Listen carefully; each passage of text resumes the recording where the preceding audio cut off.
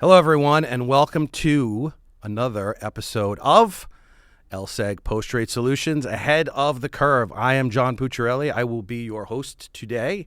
With me today, again, CEO of ISDA, Scott O'Malia. Scott, welcome back to the podcast. How are you? Very good, thanks. Thanks for having me. Great. This is our fourth time together, so I think you're in the category of regular now. There you go. So thank you so much for joining us today. We have a lot to talk about. Usually when we get together, we dub this podcast, you and I, Unpacking the Agenda. And the reason why we say that is for obvious reasons. There's always a ton to talk about. And we're going to get into that in a second. But before we do that, as we're recording this podcast, we're in the throes of summer. We're just at the doorstep of it. Half a year is already done. We've had the AGM, which we're going to talk about in a second. But so far, a lot's going on. How's your year so far? How's everything going generally for ISDA and for yourself personally, et cetera? It's good. It's good. Been busy. Been very busy. Yeah. We started right out of the blocks in January. Yeah. We had events in Saudi Arabia. We have netting legislation there now, and legal opinions coming through. So that was in March. We were just flying through the year, and for where we got to this far is a lot of work that has already been done. We've been working with the new Trump administration. There's a lot of change going on still in Europe with their regulatory reforms. There's a lot of implementation.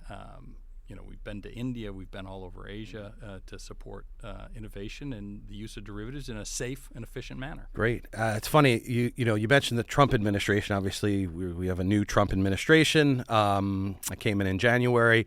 I think one of the podcasts that we did in the past, we were talking about the new Biden administration, talking about even when Gary Gensler was becoming SEC chair. So that's how long it's been for us, and we've seen the evolution of things happening.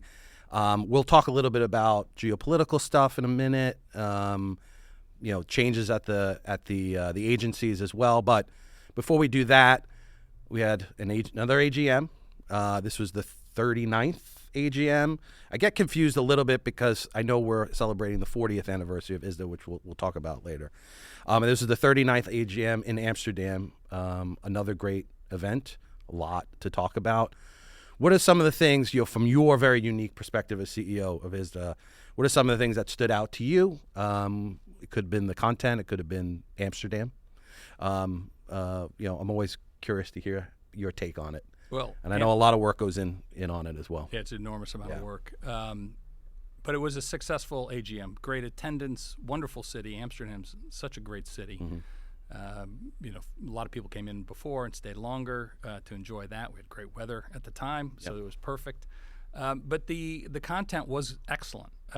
There's a lot of discussion around geopolitical changes and what's going on.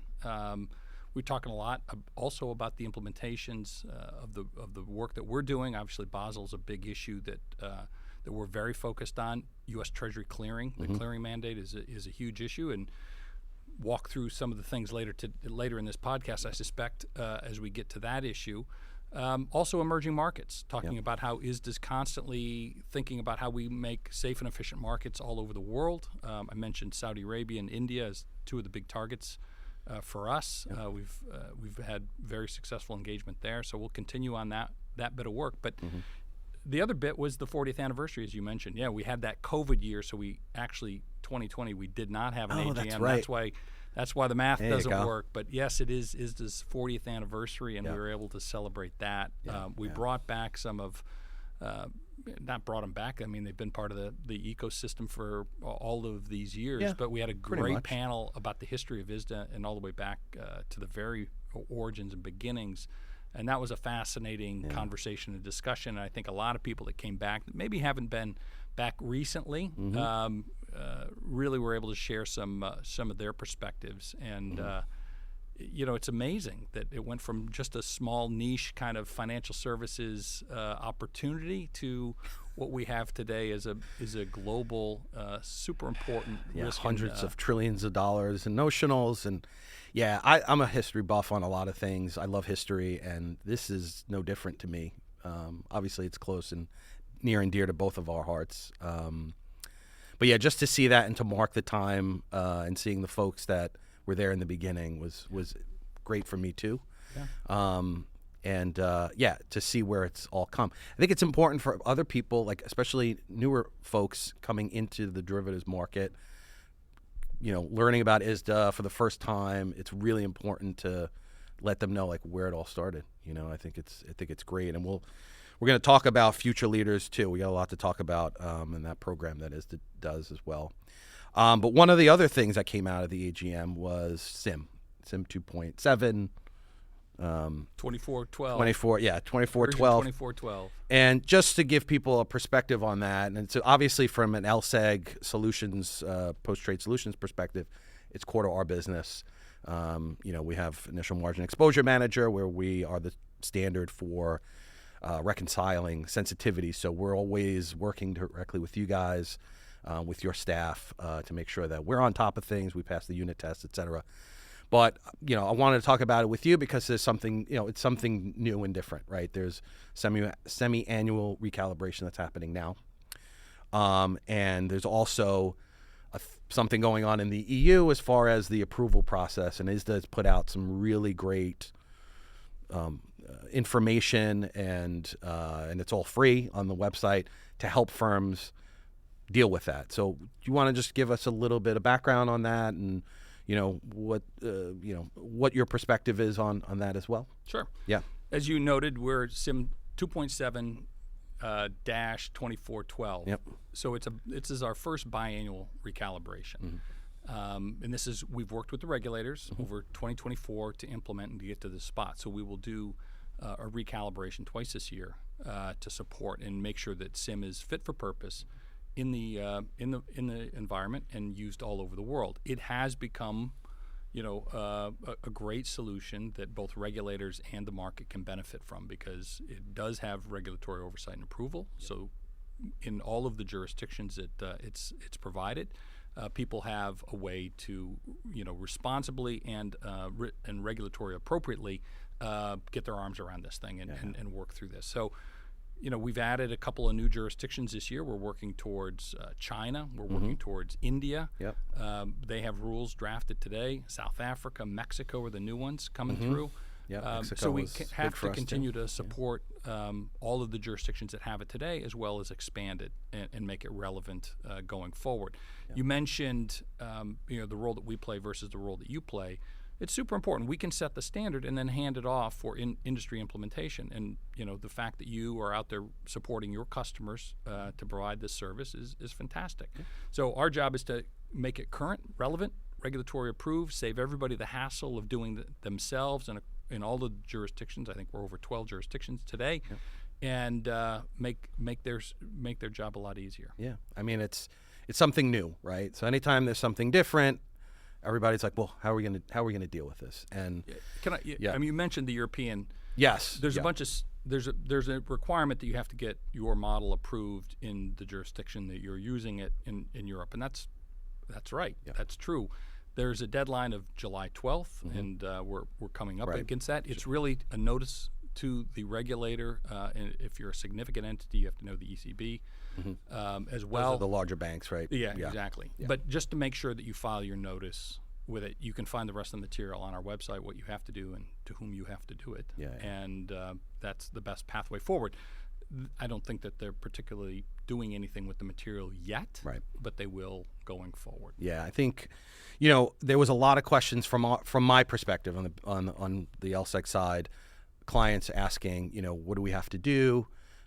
We were giving our perspective and working to, closely with ISDA on what are the requirements because, we have this, the EBA being like the central approval, but that's kind of down the road a little bit. And it was like, well, do we go to the EBA or what do we have to do? And ISDA came out in very timely fashion with this is what you're supposed to do, meaning firms, not the larger banks, but all the other smaller entities go to their competent authorities, right? Correct. And that was great because it wasn't clear. Like the regulators didn't make it really that clear. ISDA came in, spoke to everyone, got the information out, put together a really nice, what I think was a nice application approval template.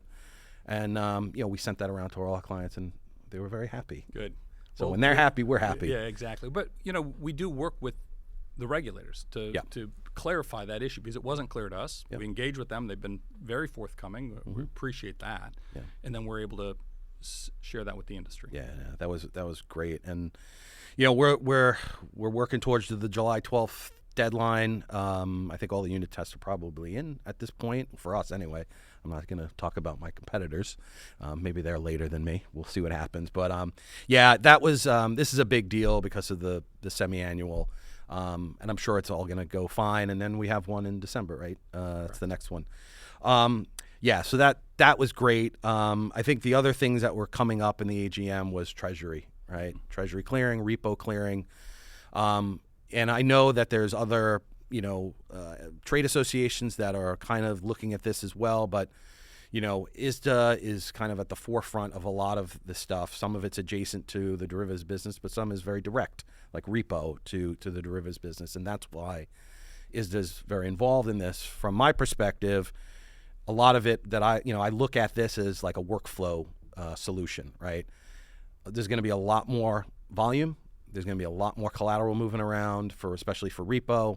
And then, we have to deal with this. But in terms of, and we have the deadlines, we can let people know about the deadlines. But in terms of the role of ISDA and how, from your perspective, what ISDA's role is in the treasury and repo clearing that's coming in December of 2026 and then June of 2027, right? I think I got those dates right. We talked about this earlier. Seems like a far away, but it's never. You never have enough time for anything, really. Keep in mind, this is already a year delay. Right, that's right. We're grateful for. We advocated that with the SEC. Yep. They recognize the workload that has ahead of us and what has to be done, so they were generous. They gave us a 1 year delay, so you're right. End of 26 for cash, mid 27 for repo. Right. It is an all hands on deck working with FIA and SIFMA. SIFMA is holding the pen right now in the legal documentation. That's obviously the first part and essential to get good documentation. We've got done with documentation, which trade with your dealer, clear with your dealer. Also working on done away documentation, and that's forthcoming. We also have 3 clearing houses that will be offering services in this area, which is really going to be interesting, I think, from a commercial standpoint. And we'll see how this shakes out. So the incumbent DTCC FIC has its services, and they have roughly a dozen clearing models for members and market participants to consider. Yep.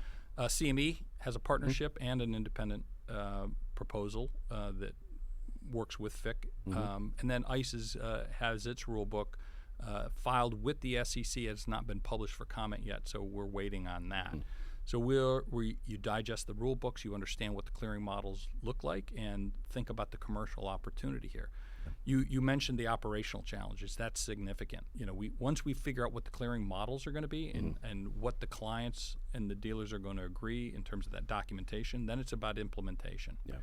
And that's not insignificant. This is a new build for many people and some new clearing structures. So pay attention. ISDA publishes all the clearing models that we've seen thus far on our website. So if you're trying to get your head around what's possible or what's available, certainly check the website out. We can do a summary of that, and then you can figure out your commercial, what's in your best commercial interest. The next bit of this is to make sure that Treasury clearing remains efficient. And this goes to the capital treatment, and this is where ISDA's putting a lot of time and effort. Back in March of last year, actually, we put forward a letter, this is 2024, asking the Treasury the U.S. Treasury and the Fed to consider offering relief under the SLR for repo. Right, removing repo from the denominator of SLR to make it more efficient. It's a low-risk trade. It's a high-volume trade, and it's consistent with the relief that was provided in the dash for cash in the previous Trump administration. So this is not unfamiliar, right? This happened, but it was kind of done under emergency circumstances. We think that should be made permanent and would love to see that made permanent. And we've been in conversation why we want to have repo out of for on-balance sheet transactions to make sure that we have enough liquidity. The other element to this is cross-product netting. Now, when you have futures, cash and repo in one client netting set, there's a huge opportunity there, right? This is kind of the mother of all netting sets, which is fantastic. Yep. Provides a client a lot of efficiency. What we understood, though, when we looked at the capital treatment is under the standardized approach or SACCR, repo is not part of that netting set. So we have recommended to the Fed that they modify that and put repo as part of that netting set. So then you have the client and the dealer treatment consistent, and that's really important to offering. Again, it's a dealer-dominated market, making sure that we have good, efficient markets, and you're not creating a capital treatment that's inconsistent with the netting treatment. And have you heard from the Fed on this yet, or is it something that's we've been on in their dialogue, docket? and we've been urging. And in fact, I was, recently in Washington advocating on this to make sure that we get that proposal out. Now, endgame is also the other element. So Basel I was going to bring that up too, because it's you mention capital every time anyone says capital, we're always like, well, what's going on with endgame? So endgame has, in the last version that we saw now in the Biden administration, it had punitive capital treatment for clearing, which is completely inconsistent with where we need to be with all clearing, but particularly with treasury clearing. We advocated against both the GSIB surcharge and the endgame client clearing requirements that boosted capital. Right. You want more clearing, but then you make it punitive. Yeah. Right. It's completely inconsistent. So we advocated on that. The last proposal, at least by a speech by Michael Barr, was that they were going to fix that. It had an 80% increase in RWA, which is crazy. It's huge. So we think we're in a good spot, but we're going to continue to make sure that the Basel endgame, whatever format whatever they call it under this administration, is recognizes clearing benefits, the opportunity, and that gets favorable capital treatment. That's the gold plating is kind of. It's got to go. Oh, it's got to go. We got to incentivize clearing. Or at least have a risk-appropriate treatment of clearing that is not gold plating. So those three things: SLR, cross-product netting, and then the overall endgame proposal. And again, people watch this. I'm not going to hold you to any time frames, but I know, the UK, EU, it's kind of a waiting game to see what the US does. I know, generally the Trump administration seems to be, deregulation, less regulation, sound regulation. I don't know how you want to call it. It sounds like it'll probably happen in that vein. But do we have any indication of when we think we might see this, or not yet? We don't have a specific date or time. Yeah. Chair Powell has said they're going to work towards that. Mickey Bowman, vice chair for supervision, is now in her role. She's responsible for taking this on. We expect that they are working quite aggressively to implement this. We'll just have to wait and see. Okay. We don't know what the timetable is, and we don't know what the overall proposal will be. But we'll be ready to comment and hopefully on a new proposal. And I kind of want to go back, and the timetable does matter. We're kind of recording this on end of June, and the Fed's about to have an open meeting on leverage ratio. Okay. So we're pleased that they're going to be addressing that. We think that's really important for deep liquid treasury markets. Yep. We've advocated also that they address the issue of cross-product netting as a separate rule making as well. They could put it on, a new Basel proposal, endgame, but that implementation, as you kind of teased, could be too late to support the treasury clearing. So we've also advocated that be an independent rulemaking to address that standardized approach of SACCR to get that fixed. So you can everybody gets full advantage of the cross-product netting.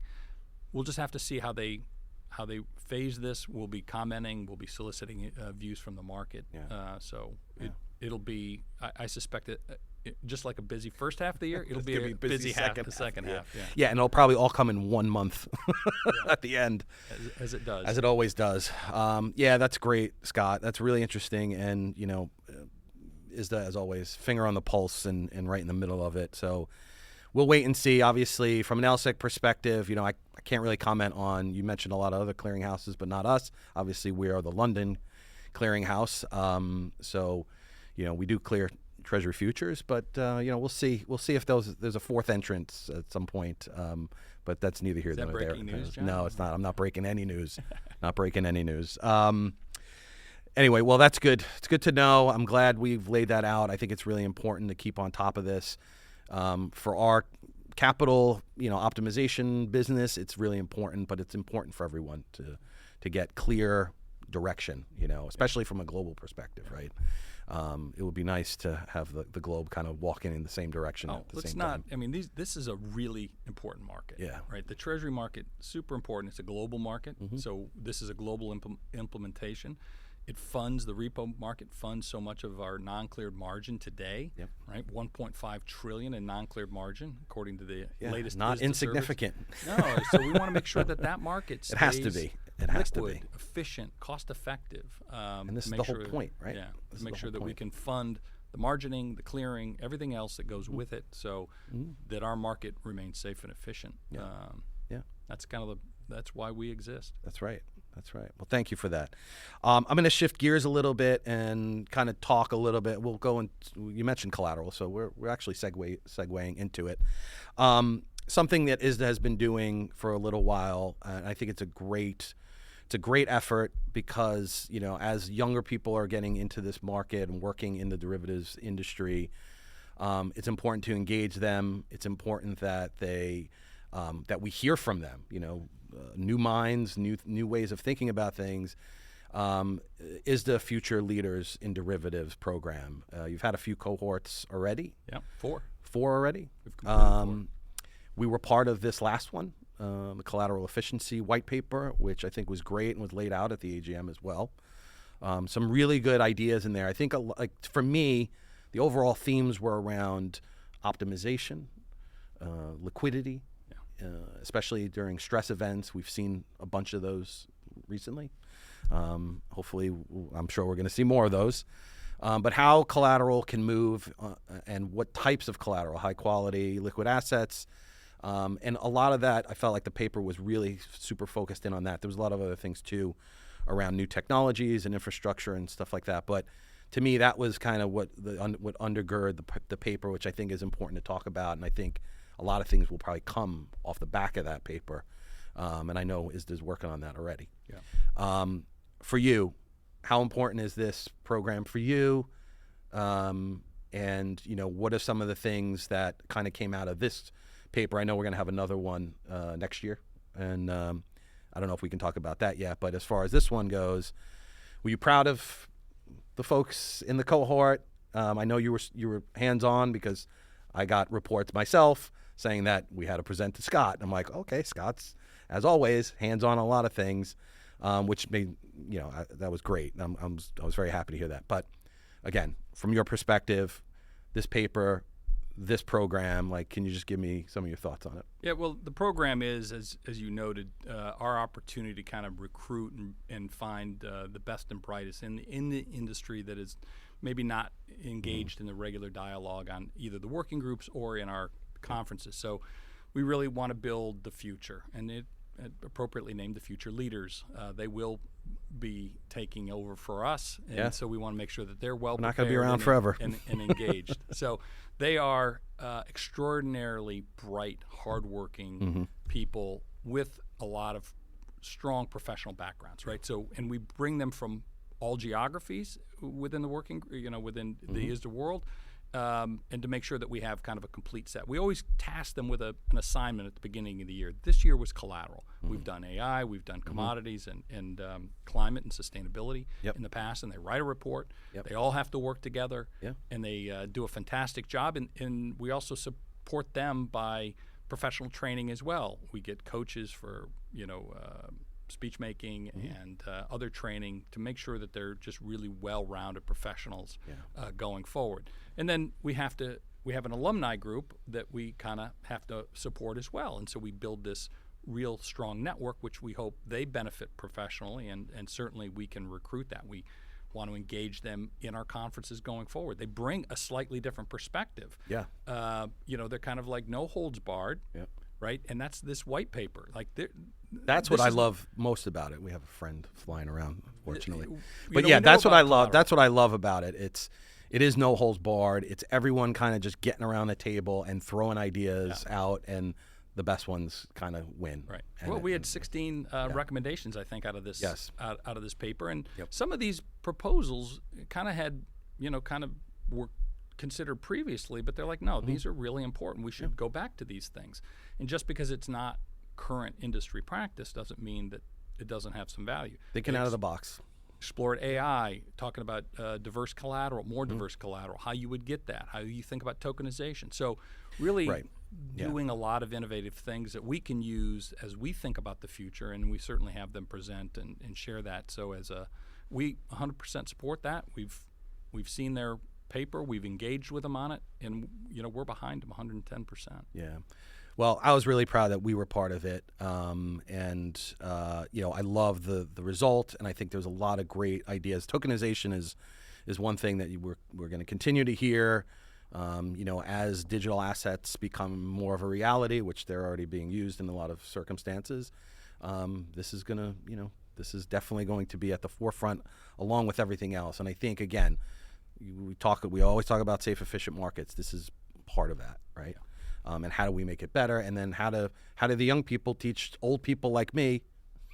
Maybe I'm thinking about it wrong. Maybe you need to think about it this way. Yeah. So I love that. I love the transparency and the open and honest process that is. So well done there, Scott. Well done, ISDA, and well done to the cohort. They were great. They worked hard. Yeah, they did. All right, I'm going to switch gears a little bit now into kind of the markets, regulatory changes. I mentioned earlier before, we've talked about changes from a Biden administration to a Trump administration. In terms of what's new in the SEC, at the CFTC, now I know that we had a couple of resignations recently. Summer had left. There's a couple of new ones, and I think Brian is still on the Hill, maybe. I don't know. You probably know better than me. I'm not in government relations. I have a great team at LSEG that does this. I keep in touch with them as much as I can, but I'm not in real time.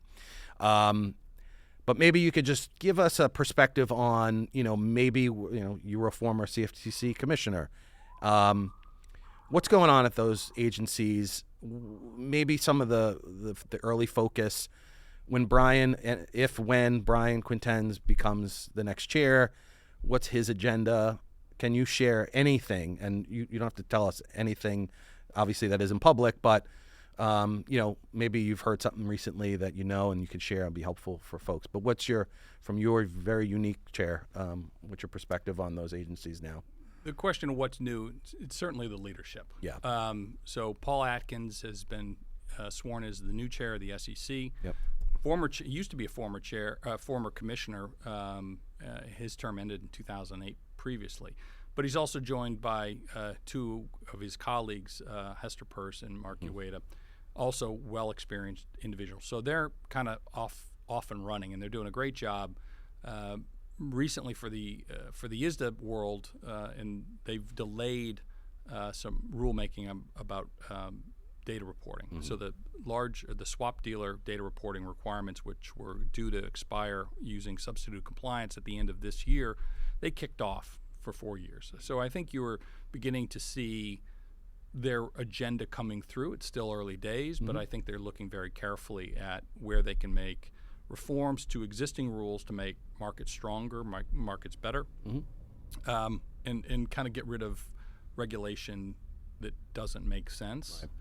It's not to say that wholesale they're going to gut the regulatory environment. I don't worry about that at all, actually. And in fact, they were very clear that the Treasury clearing mandate is going forward. Right. We spent time. Well, that was going to ask you too. Like, people ask us, "Is this going to change again?" Because we got a delay, and you're saying no. They were like they're pretty clear. That was your stay. First and only delay, is what we heard. Okay. And so it's get on with it. Yeah. As you mentioned, Brian is he's going through the nominations process. He had a very good hearing on the Senate. I think I'm optimistic that his nomination, and he'll be able to get into the CFTC this summer. Okay. Maybe as early as before the July 4th break, which would be fantastic. That would be great. And I think Brian's a former CFTC commissioner. He replaced me. Yep. He hasn't disclosed his agenda wisely. before he gets the job. So, but I'm sure he has some ideas of where he can. Crypto? He's thinking about some reforms. Yeah. Crypto is consuming Washington right now. The House House and Senate have passed their stablecoin legislation.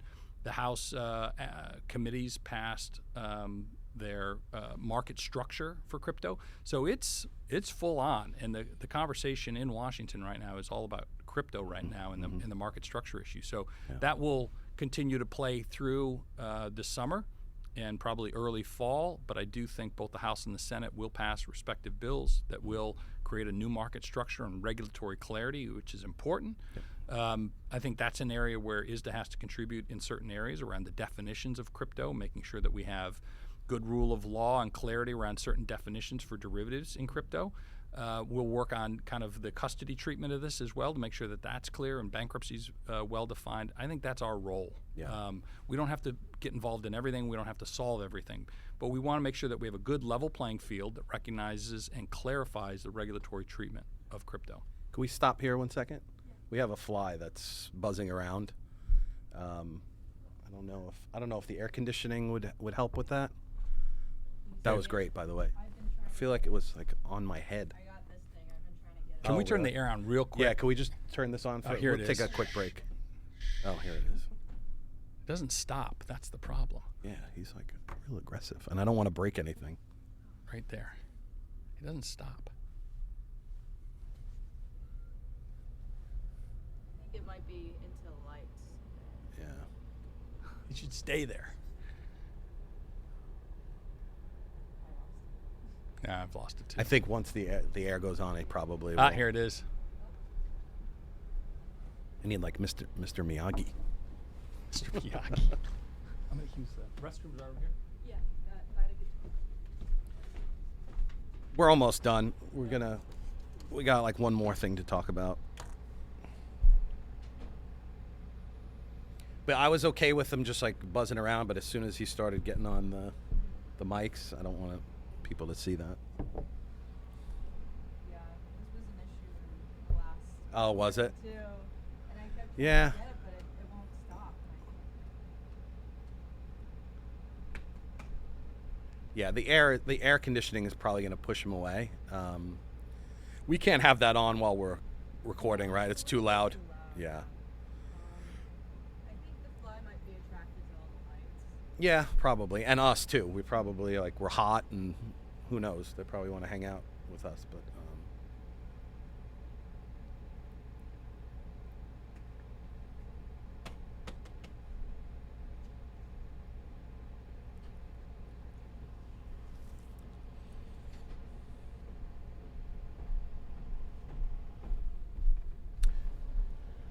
you could play back to where we left off, just so I know.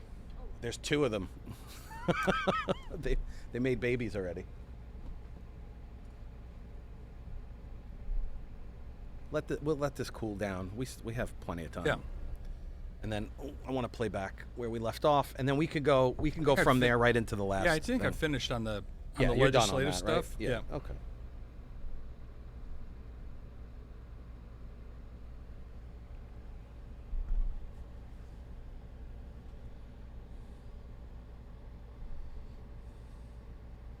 Just a couple of minutes. Just want to cool down a little. I'll try to get the fly. Yeah, in the interim. Be great.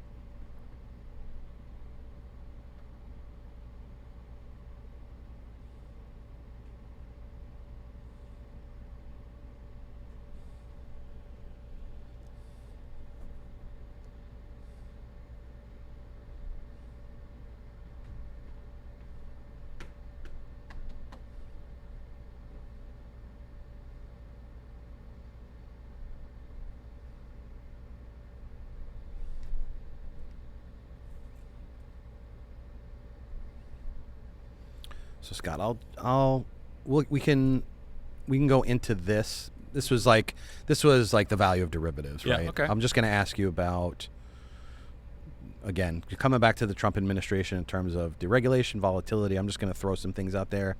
How's it affecting derivatives market? And then that was where you just talk about how valuable derivatives market is in these times Yeah. of volatility. Yep. And then I'll give you a time to plug either Notices Hub. We've already talked to ISDA 40, so we don't have to do that. And maybe DRR, and then I'll do I'll do the outro, and we're done. Okay. You want to turn off the Yeah, you want to turn that off? We'll have to deal with Mr. Fly. right? Whatever. Maybe we can. Use the AI to AI can get rid of him. Oh, why is it so big? It got a new one, a new bigger one. All right. You want to tell me when to go? Yeah. She's rolling. Been rolling the whole We're rolling. Right. Okay. So you can see all of this, part of the outtakes. Can't wait. Well, thanks for that, Scott. And now for kind of our last thing, and I always like to talk about, what's going on in the world. Obviously, there's a ton of volatility from the beginning of the year with Trump's tariffs. We have a lot of geopolitical things going on. I don't know if I want to use the word risk or, we still have Russia, Ukraine. We have Israel, Iran right now, and we're getting involved, and it all has an effect on the markets, and it affects our derivatives markets. I say ours because we're in it. Any perspectives on that in terms of what does it mean for the derivatives markets, if at all, and really how, what role do you think we play when things are kind of going in this direction and in this environment? Well, first of all, as part of our 40th anniversary, we did release the value of derivatives report, and kind of a stock take as to who uses them and why. Yeah. And the reality is that thousands of firms worldwide across all jurisdictions are using derivatives. Well over 80% of the firms that we surveyed use derivatives to manage risk. Yep. And it is a global market, right? The derivatives market, but also managing risk and investment across the globe. I kind of have the opportunity and the benefit to crisscross the globe to talk to policymakers all around the world about the value of derivatives and the importance to their economies, and why risk management around interest rate risk or equity markets, making sure you have diversity both in a cleared and a non-cleared space, to give participants a way to manage their risk and take a view on the markets. Yeah. As you pointed, yes, geopolitical concerns all over the place. You have an interest rate environment right now that is changing quite a bit with, in most countries lowering interest rate, but the interest rate on the curve is reflecting kind of a short-term geopolitical issue, and then a long-term on financial stability in the question of, where are economies, where's the U.S. going to be in terms of its debt, et cetera. Yeah. So, managing that curve and helping firms manage risk all over the world, whether FX, equity, credit, et cetera, matters, Yeah. right? You've seen Absolutely. with a less strong economy or a weakening economy, you think about some of the CDS issues that you want to make sure you manage the counterparty risk and the threat that the bonds could default. So all of these things are at play, bringing much more attention and focus to our market. So we believe now more than ever derivatives are relevant and important, and that the alternative to not managing your risk is taking on more risk. So we want to make sure that we talk to policymakers around this, and maybe dispel some myths about the market and some legacy concerns about bringing risk into a market and the role derivatives have. So we want to dispel that as well as highlight the importance of that, and then how we think about the policy implementation is connected. So capital treatment, market structure issues on liquidity. We've gone through a whole regulatory change, right? It was all about managing counterparty risk. Now we're really focusing a lot more on liquidity risk and making sure episodic markets or fragile markets don't spiral out of control. We've seen some of these dash for cash, LDI crisis. It's really a full-time job. Yeah, it sure is. We're active on it, and it's an interesting and rewarding job because it is developing solutions to help the market. We talked about SIMM earlier in the on the podcast. That how do firms manage their counterparty risk? How do they get a model that's approved by regulators and supported and used and is cost effective? Something ISDA can do, making sure that capital treatment And is well defined and risk appropriate. Lots of things that we're working on right now to make sure that derivatives are safe and efficient, as the logo says. Yeah, absolutely. Well, I'm always glad, and again, I come at it very biased. People who are listening to this, I worked with you, Scott. You were my boss, my colleague for many years. So ISDA plays a big role in our business.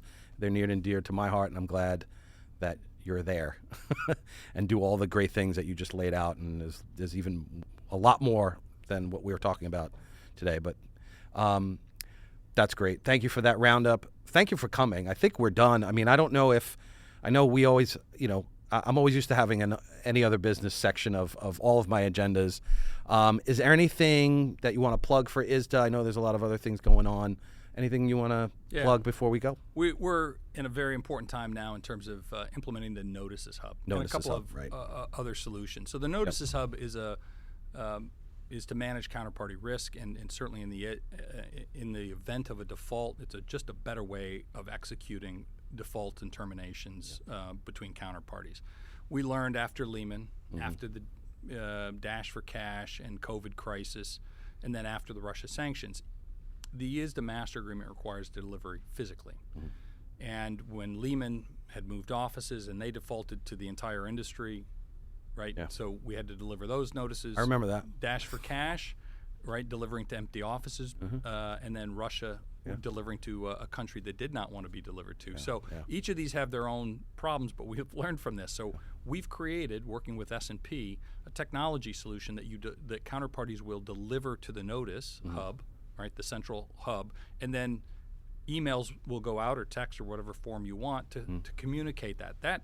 That is a absolute locked in, this is when it happened, auditable, transparent, and very efficient. You're not worried about did the messenger get to the building, did they deliver it to the correct building, because updating the documentation isn't always a priority, and so you find legacy documents could have the wrong address or the wrong individual identified in that. So we want to make sure that we update that consistently and accurately on a regular basis, so we will have a technology solution to do that. Now we're also supporting this with an ISDA protocol. So right now, from June 11th until our go live on July 15th, we're asking the industry to sign up on a pre-adherence period to a protocol to adjust all of your documentation. So by doing that, counterparties can agree to this. We'll publish that. Then you can begin to use the Notices Hub when we go live on July 15th. We're also, as this is a global market, supporting that with opinions, netting opinions to say that this delivery mechanism will work in your jurisdiction. We have 20 priority jurisdictions of the largest, most relevant jurisdictions right now. Those will be ready by go live on July 15th, and then we're going to finish out the rest of the protocols, or the rest of the opinions, through the end of the year. So we will have a much better automated solution. It's already the same service that the counterparty manager that's already connecting to your services today. So this is not a new interconnect. It is just an expanded service of what's being offered. So it makes obviously interconnection and onboarding much easier.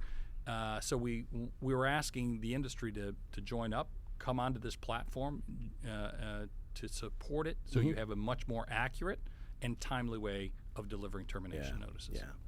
It made sense, and obviously you mentioned S&P. They're a competitor of ours in a couple of ways, but you already had some established, especially from the protocol perspective. So it made sense to just extend that. So that totally made sense, and it goes hand in hand, and it makes sense. There's no reason to re-engineer anything else. You already had the pipes and everything else plugged in, but I think that's it was a good idea, and I'm glad that it's coming to fruition, and it sounds like it's ready to go. Yeah, and we've had good market uptake. Many firms understand that this is the right solution at the right time. Makes sense. And it is the future. In the future, we do think we can expand this to other documents, other services, et cetera. But we're going to start with the basics, and we have to deliver that. We do that well, then we earn the right to expand the solutions going forward. Should also point out that ISDA is also doing a lot on the digital reg reporting using the common domain model. I think we're having a lot of success there. More and more firms are coming on to that. More and more firms are developing POCs to figure out how they onboard to get a more accurate reporting of across multiple jurisdictions. So we've had JP Morgan as a big supporter of this. BNP, Pictet has also been on board. We've got many other firms joining in that testing phase, and they're going to go live with the new implementations. Great. So ISDA will continue to support this. Every time regulators change the rules and update the rules, we'll be there to push out new solutions so you can accurately report. Should point out that over the past decade, we pulled these numbers. $285 million was paid in penalties and fines by the industry in just the past decade in the U.S., EU, and UK. We want to bring that number to zero. And we do have some important implementations. Hong Kong, Canada went live this year. We have MiFID in Europe again coming forward, so there's more to be done there. Great. Those are big numbers. Great, Scott. Thank you for that. And obviously, from an LSEG Solutions perspective, we're involved in MiFID, MiFIR reg reporting as well. So CDM is always something that we're looking at and implementing as well. So thank you for that. Listen, this was great. I know we had a little fly running around. Hopefully that doesn't distract our listeners, but we apologize for that. But this was a great conversation. Thank you so much again for joining us today, spending time with us. It's always great to see you, and hopefully you come back again. Oh, I'll be back. Okay. You invite, I'll show up. Thank Sounds you very good. much for having us. Thank you, Scott. Thank you.